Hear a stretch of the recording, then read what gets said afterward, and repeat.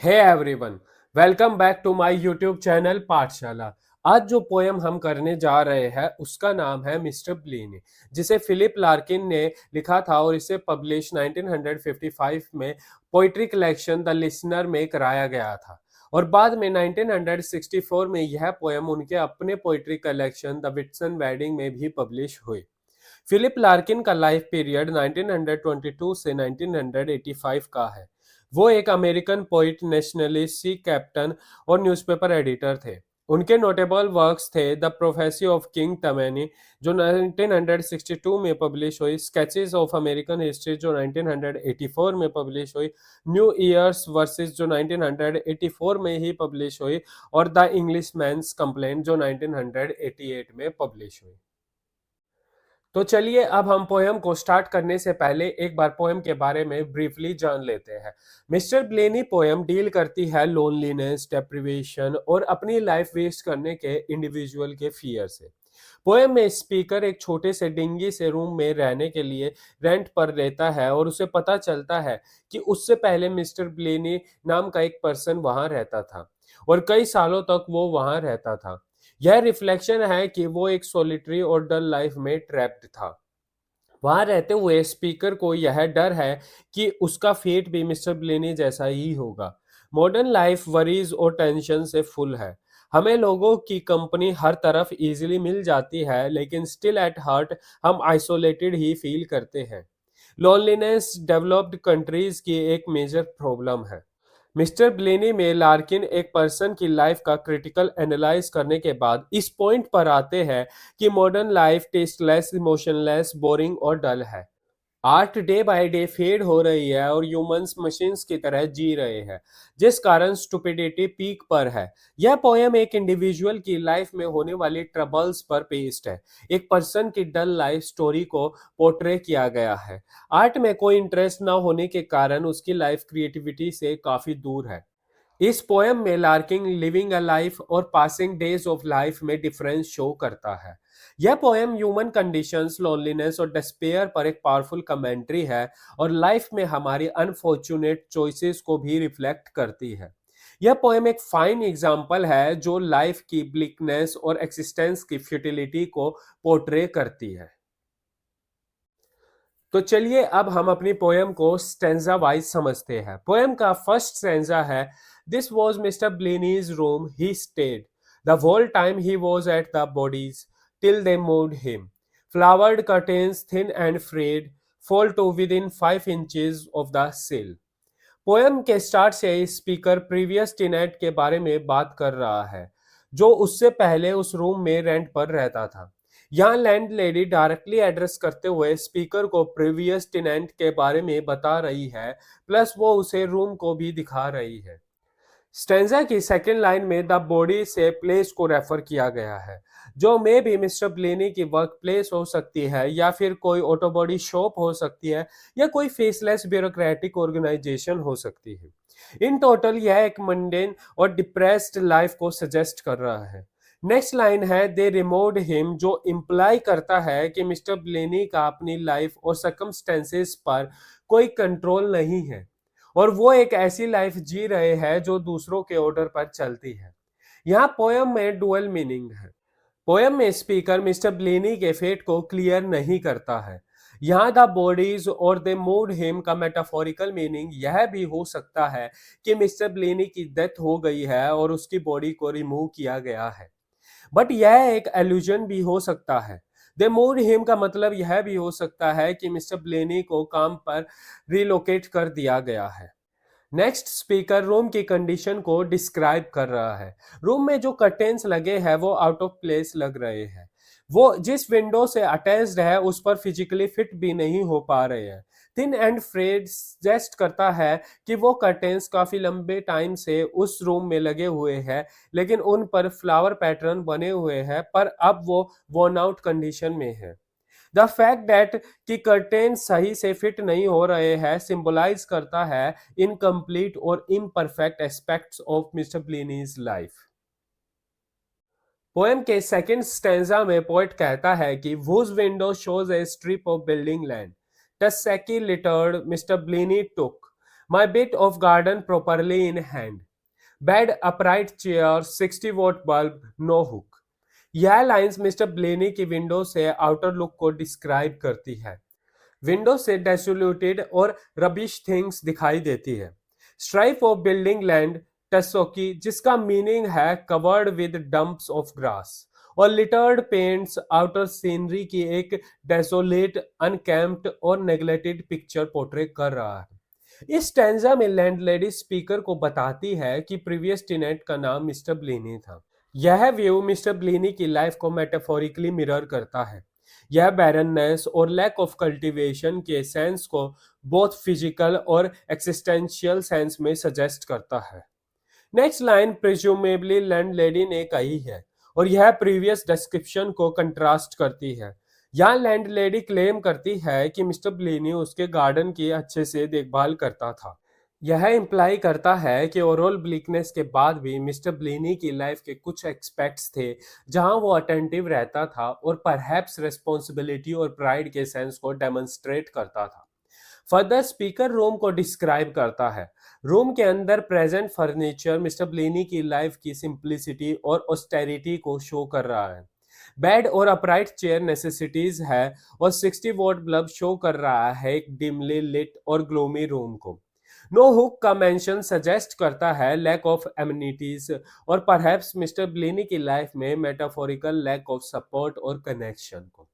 ये details show करती है कि मिस्टर ब्लेनी की लाइफ में लग्जरी, कंफर्ट और इवन परहैप्स बेसिक कन्वीनियंसेस भी नहीं है।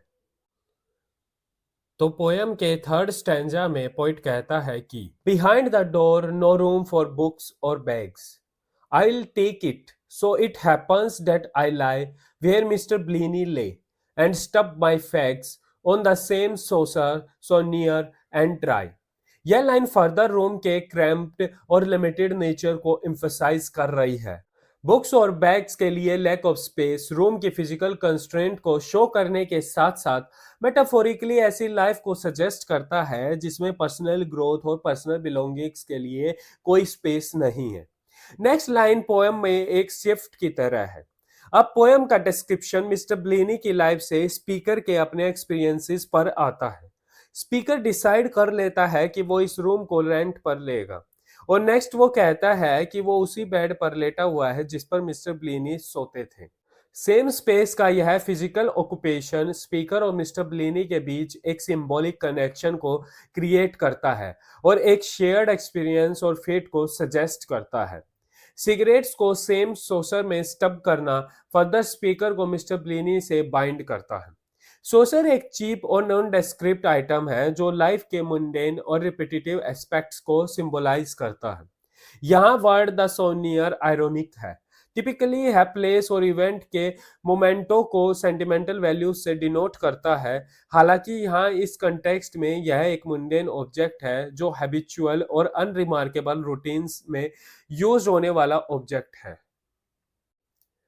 तो पोएम के फोर्थ स्टैंजा में पोएट कहता है कि stuffing my ears with cotton wool to drown the jabbering set he egged her on to buy, I know his habits, what time he came down, his preference for sauce to gravy, why। In lines में speaker उन actions को describe कर रहा है जिससे वो खुद को आउटसाइड वर्ल्ड से आइसोलेट कर रहा है। द जेबरिंग सेट से यहाँ रेफरेंस टेलीविजन या रेडियो से हो सकता है। कॉटन वूल का यूज नॉइज को दूर करने के लिए लिटरल और मेटाफोरिकल अटेम्प्ट है एक बैरियर को नॉइज के अगेंस्ट यूज करने का। यह सजेस्ट करता है सॉलिट्यूड की डिजायर को और इस ओवरवेलमिंग और अनस्टिमुलेटिंग एनवायरनमेंट से एस्केप के अटेम्प्ट को। Phrase he act her on to by imply करता है कि मिस्टर ब्लेनी का लैंडलेडी पर इन्फ्लुएंस था और इसी ने लैंडलेडी को परसुएड किया था कि वो रेडियो या टेलीविजन सेट परचेज करे। नेक्स्ट लाइंस में स्पीकर मिस्टर ब्लेनी के बारे में बताता है जो उसे लैंडलेडी और रूम को ऑब्जर्व करके पता चली है। मिस्टर ब्लेनी की कुछ स्मॉल इंटीमेट डिटेल्स स्पीकर को पता चली है, जैसे कि वह कब वहां आता था और ग्रेवी में उसकी सॉस प्रेफरेंस क्या थी, और यह इंफॉर्मेशन उन दोनों के बीच एक फेमिलियरिटी के सेंस को क्रिएट करती है डिस्पाइट द फैक्ट दैट कि वो कभी भी एक दूसरे से नहीं मिले हैं। स्टेंजा 5 में पोएट कहता है कि he kept on plugging at the four Awez likewise their early frame the Frinton folk who put him up for summer holidays and Christmas at his sister's house in Stoke। In lines में हमें mister ब्लेनी की life की और details मिलती हैं। Phrase plugging at the four away से refer उस routine और मुंडेन एक्टिविटी से हो सकता है जिसमें मिस्टर ब्लेनी रेगुलरली इंगेज्ड रहते थे, such as betting on horse races या परहैप्स फुटबॉल पूल्स में खेलना, जो कि यूके में एक पॉपुलर बैटिंग एक्टिविटी थी, स्पेशली मिड 20th सेंचुरी में। वर्ड प्लगिंग सजेस्ट करता है एक परसिस्टेंट परहैप्स डॉग्ड एफर्ट जो हैबिचुअल पास टाइम या रियलिटी से एस्केप के अटेम्प्ट्स को इंडिकेट कर रहा है। स्पोर्ट्स बैटिंग में अवे का मीनिंग है किसी मैच या गेम में विजिटिंग टीम होम टीम से गेम को जीत जाए। यह लाइंस मिस्टर ब्लेनी की सोशल लाइफ के बारे में रिवील करती है और बताती है कि वो अपनी हॉलीडेज कैसे स्पेंड करता था। फ्रिंटन एसेक्स इंग्लैंड में सी साइड टाउन है जो अपने क्वाइट और कन्वेंशनल हॉलीडे स्पॉट के लिए फेमस है। स्टेंजा में फ्रिंटन फोक का मेंशन सजेस्ट करता है कि वहाँ मिस्टर ब्लेनी के नॉन पीपल रहते थे, मे बी रिलेटिव्स या फ्रेंड्स, जो उसे हॉलीडे में रहने की जगह देते, और यह पॉसिबली इंडिकेट कर रहा है डेली रूटीन से लाइफ के एक ब्रेक को। स्टेंजा की final line another personal detail को ऐड करती है। यह लाइन बताती है कि मिस्टर ब्लेनी क्रिसमस पर अपनी सिस्टर के घर जाते जो स्टोक में है। स्टोक ऑन ट्रेंट इंग्लैंड में एक सिटी है। मिस्टर ब्लेनी की फैमिली का यह मेंशन उसके रिलेशनशिप्स में ग्लिम्प्स प्रोवाइड करा रहा है। क्रिसमस फैमिली के साथ स्पेंड करना उसके अदरवाइज सीमिंगली लोनली एक्सिस्टेंस के कॉन्ट्रास्ट में है। स्टेंजा 6 में पोएट कहता है कि but if he stood and was the frigid wind tussling the clouds lay on the fusty bed, telling himself that this was home and grind, and shivered without shaking off the dread। यहाँ Larkin mister ब्लेनी के outside world के observance को portray कर रहा है। यह image somewhat evocative और मेलानकोलिक है, जो सजेस्ट करती है आइसोलेशन के सेंस को। वर्ड फ्रिजिड वाइंड की कोल्डनेस के साथ साथ मिस्टर ब्लेनी की लाइफ की कोल्डनेस को भी रिफ्लेक्ट कर रहा है। टसलिंग द क्लाउड से रेफरेंस हो सकता है मिस्टर ब्लेनी का वर्ल्ड के साथ पैसिव एंगेजमेंट से, जैसे कि वो लाइफ के एक ऑब्जर्वर है। लार्किन आगे डिस्क्राइब करते हैं कि मिस्टर ब्लेनी फर्स्टी बेड पर लेटे हुए हैं। यह डिटेल्स फर्दर मिस्टर ब्लेनी की लाइफ की पुअर और फिल्दी कंडीशंस को डिस्क्राइब करती है। Telling himself that this was home suggest कर रहा है फोर्स्ड एक्सेप्टेंस को। यह मिस्टर ब्लेनी के अपनी लाइफ की अनफुलफिलिंग सिचुएशंस को लेकर रिजाइंड एटीट्यूड को भी शो कर रहा है। यहाँ ग्राइंड को एक फैकेड के रूप में भी देखा जा सकता है, ए वे जिसमें हम अनहैप्पी सिचुएशंस में भी ब्रेव होने का ट्राई करते हैं। Physical shivering along with the inability to shake off the dread powerfully discomfort और अनईज के सेंस को कन्वे कर रही है। यह बस फिजिकल कोल्डनेस नहीं है जिससे मिस्टर ब्लेनी खुद को एस्केप नहीं कर पा रहे, बल्कि यह एक डीप लिंगरिंग अनीज है उसकी लाइफ में और परहैप्स उसके एक्सिस्टेंस की फ्यूटिलिटी को भी एक्सप्रेस करता है। यह पार्ट क्रूशियल है। वर्ड ड्रेड एक प्रोफाउंड फियर को सजेस्ट करता है और मिस्टर ब्लेनी की इनएबिलिटी की वो इस फियर को दूर नहीं कर सकते हैं सजेस्ट करता है कि उनका लाइफ के अनफुलफिलिंग और मोनोटोनस नेचर से रेजिग्नेशन को। पोएम के लास्ट स्टेंजा में पोएट कहता है कि that how we live measures our own nature and at his age having no more to show than one hired book should make him pretty sure he warranted no better I don't know. यह lines एक contemplative notion को introduce करती है। यह suggest करती है कि एक पर्सन की लिविंग कंडीशन और लाइफस्टाइल उसके इनर शेल्फ और कैरेक्टर को रिफ्लेक्ट करता है। यह इंप्लाई करता है कि हमारी चॉइसेस, सर्कमस्टेंसेस और लाइफ्स हमारी आइडेंटिटी को फॉर्म करते हैं। पोएम के कंटेक्स्ट में यह एक पॉइग्नेंट ऑब्जर्वेशन है। हेयर लार्किन मिस्टर ब्लेनी के अचीवमेंट्स और उसके लैक ऑफ इंटरेस्ट को रिफ्लेक्ट करता है। यहाँ द हायर्ड बॉक्स रेफर करता है उस स्मॉल रेंटेड रूम से को जहाँ मिस्टर ब्लेनी रहते थे। जो सिंबलाइज करता है उसकी मॉडेस्ट और अनफुलफिल्ड लाइफ को। यह लाइन सैडली सजेस्ट करती है कि मिस्टर ब्लीनी ने यह एक्सेप्ट कर लिया था कि उनकी लाइफ जैसे चल रही है वो इससे बेटर उसे डिजर्व नहीं करते हैं। The phrase he warranted no better poem की सेंट्रल थीम को समराइज करता है। यह रिफ्लेक्ट करता है the reflection on self worth and life achievements को। यह लाइन सजेस्ट करती है कि अपने लाइफस्टाइल और चॉइसेस के कारण मिस्टर ब्लेनी अपनी लाइफ में उस स्मॉल और मोडेस्ट रूम से ज्यादा डिजर्व नहीं करते हैं। यह मिस्टर ब्लेनी के सक्सेस के सोशल जजमेंट और लाइफ के रेजिग्नेशन को भी शो करता है। और इसी के साथ हमारी पोयम खत्म होती है। तो चलिए अब हम पोयम की थीम की बात कर लेते हैं। मिस्टर ब्लेनी पोयम की प्रिवलेंट थीम है लोनलीनेस ऑफ मॉडर्न लाइफ। यह राइटफुली कहा गया है कि जितना बड़ा शहर होगा आप उतने ही अकेले होंगे। पोएट पोयम में स्मॉल और अनटाइडी रूम को रिफ्लेक्ट करता है जहां मिस्टर ब्लेनी रहते थे। Throughout the poem speaker dull और डिसइंटरेस्टेड एस्पेक्ट ऑफ लाइफ के डिस्टेस्ट को डिस्प्ले करता है। स्पीकर मिस्टर ब्लेनी के रिजिड रूटीन से बोर हो जाता है। स्पीकर पूरी पोयम में मिस्टर ब्लेनी की लाइफ की आइसोलेशन को रिफ्लेक्ट करता है, जो अपनी लैंडलेडी से फ्रेंडशिप करता है और एक स्मॉल रूम रेंट पर लेता है। पूरी पोयम में स्पीकर एक्सप्रेस करता है कि मिस्टर ब्लीनी ने अपनी लाइफ को वेस्ट कर दिया है। हावेवर स्पीकर खुद उसी लाइफ पैटर्न को फॉलो कर रहा है और अपनी लाइफ के सभी फियर्स, शॉर्टकमिंग्स और इनसिक्योरिटीज को मिस्टर ब्लेनी पर ब्लेम कर देता है।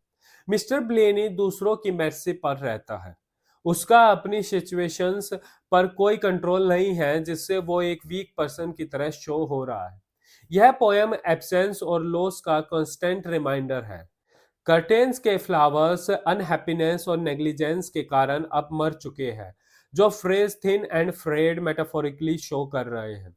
यह पोयम मीडियोकर, लोनली और आइसोलेटेड लाइफ की सीरियसनेस और फ्यूटिलिटी को शो करती है और उसके हमारी लाइफ और पर्सनैलिटी पर अफेक्ट्स को भी शो करती है। और इसी के साथ हमारी पोयम खत्म हो जाती है। So thank you guys, that's it for today. Don't forget to like, share and comment on the video and subscribe my channel.